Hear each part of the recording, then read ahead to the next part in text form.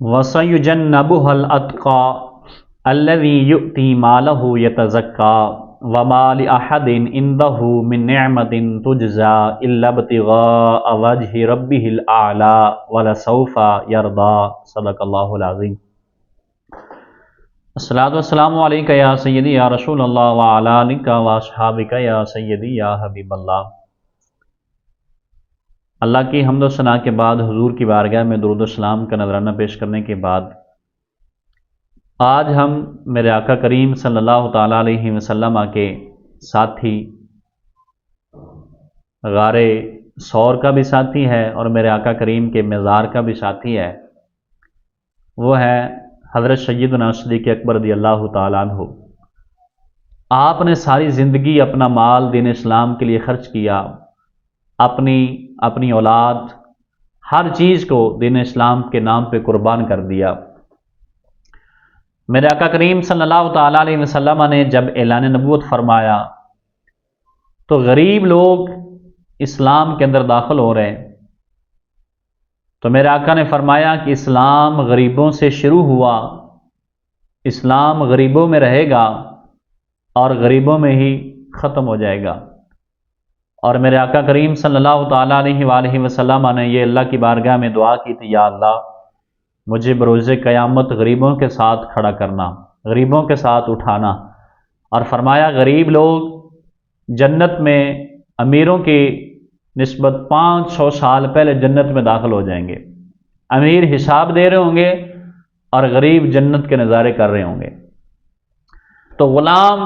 ایمان لے کے آ رہے، حضرت عمار بن یاسر ہیں، حضرت سیدنا بلال حبشی رضی اللہ تعالیٰ عنہ ہیں۔ تو حضرت ابو بکر صدیق رضی اللہ تعالیٰ عنہ کی اگر سیرت کا اور آپ کی زندگی کا اگر مطالعہ کریں تو آپ نے دین اسلام کے لیے اپنا مال خرچ کیا۔ کئی غلام ایسے ہیں جو حضرت سیدنا صدیق اکبر رضی اللہ تعالیٰ عنہ نے خرید کر اللہ اور اس کے رسول کی رضا کے لیے آزاد کر دیے۔ ان میں سے ایک غلام حضرت سیدنا بلال حبشی رضی اللہ تعالیٰ عنہ ہیں کہ جب یہ ایمان لائے تو کافر بڑی طرح سے آپ کو عذاب دیتے تھے، کبھی گرم پتھروں پہ لٹا دینا، کبھی کولوں پہ لٹا دینا، کبھی کنڈوں والی چھڑی سے اس کو مارنا، اور کبھی نوجوانوں سے پتھر بروانا۔ ہر طریقے سے اس نے حضرت بلال حبشی رضی اللہ تعالیٰ عنہ پر ظلم کیے، اور حضرت بلال حبشی رضی اللہ تعالیٰ عنہ کی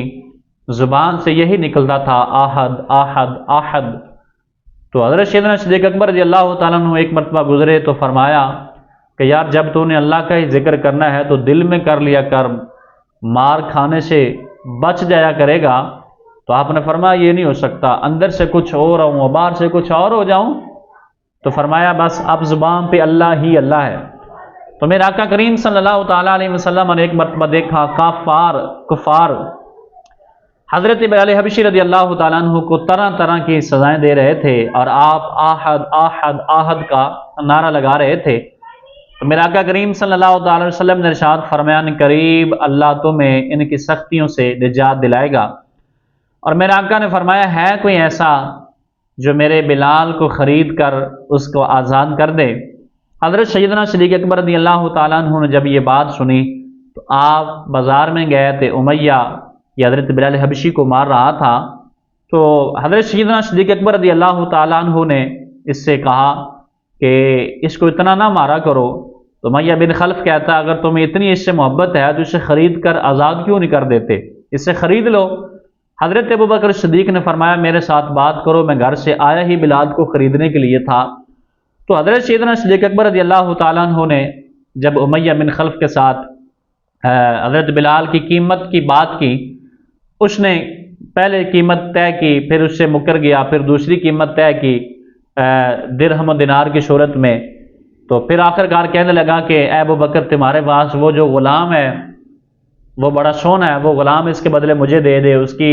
بیوی مجھے دے دے۔ تو حضرت ابو بکر صدیق نے فرمایا سب کچھ لے لو مگر بلال کو مجھے دے دو۔ جب حضرت بلال حبشی کو حضرت ابو بکر صدیق نے خرید لیا، اس بعد اس کے بعد امیہ بن خلف کہنے لگا کہ اے ابو بکر میں تو تمہیں مکے کا بڑا عظیم تاجر سمجھتا ہوں کہ تجھ سے بڑھ کر کوئی دانش مند نہیں ہے،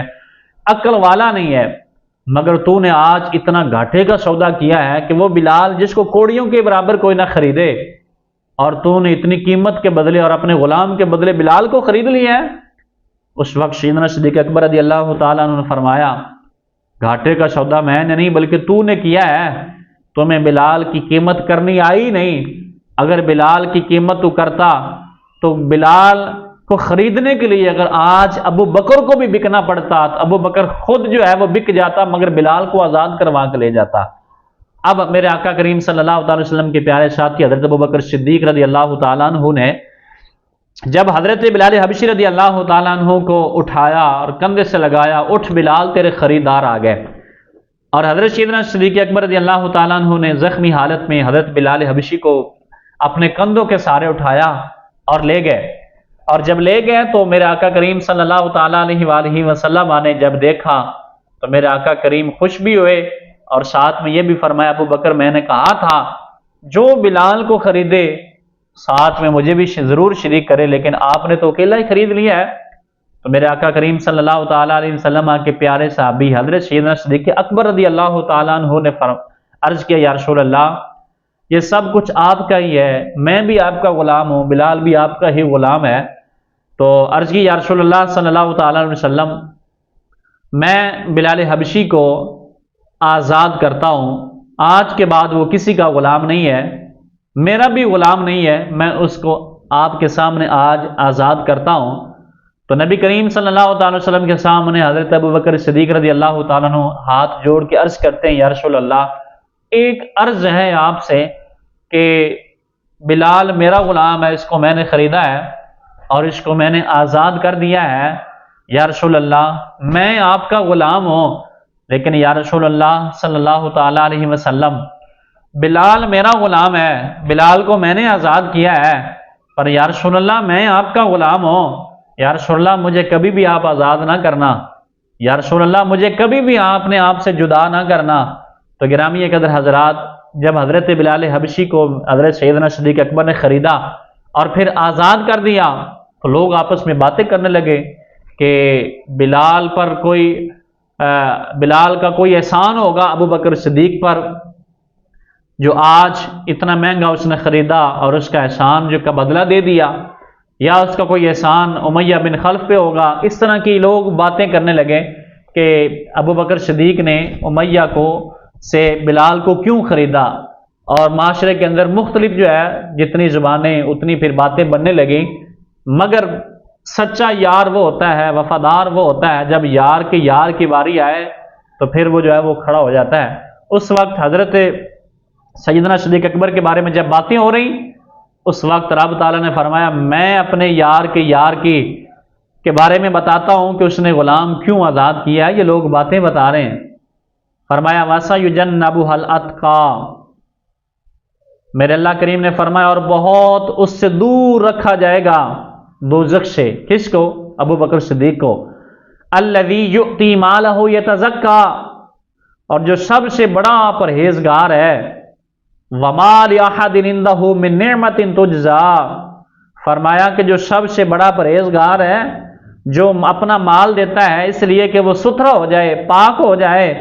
اور کسی کا اس پر کچھ احسان نہیں ہے، إِلَّا ابْتِغَاءَ وَجْهِ رَبِّهِ الْأَعْلَى وَلَسَوْفَ يَرْضَى، فرمایا کہ اس پر کسی کا کوئی احسان نہیں ہے، وہ صرف اپنے رب کی رضا چاہتا ہے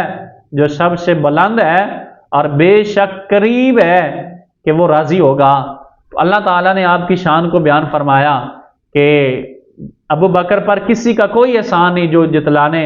یا اس کا بدلہ لینے کے لیے اس نے بلال کو خریدا ہے۔ اللہ نے فرمایا وہ جتنا مال میری بارگاہ میں خرچ کرتا ہے وہ اس لیے کرتا ہے کہ اس کا مال پاک ہو جائے، اس کا مال صاف ہو جائے، اور وہ اللہ کی رضا کے لیے جو ہے وہ سب کچھ کرتا ہے۔ تو پھر رب تعالیٰ نے بھی فرمایا رضی اللہ عنہم ورضوا عنہ، کہ فرمایا اللہ ان سے راضی ہے اور یہ اللہ سے راضی ہیں۔